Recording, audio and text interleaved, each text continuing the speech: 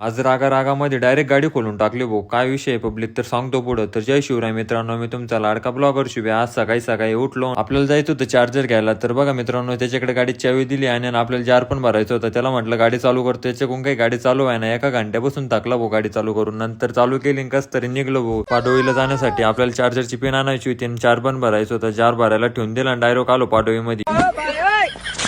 Rameshwar भाईकडून चार्जरची pin घेतली, निघालो बघ घराच्या दिशेने. हे बघा मित्रांनो, किती सुंदर असं वातावरण होतंय. पाऊस पडला होता ना आमच्याकडे, त्याच्यामुळे गावात आलो बघितलं तर काय बाजार होता आमच्या गावाचा. तर आज खूपच गर्दी होती गावामध्ये बाजार असल्या कारणाने. नंतर आपल्याला दिसले योगेश भाई, ते बघा कशी करताय.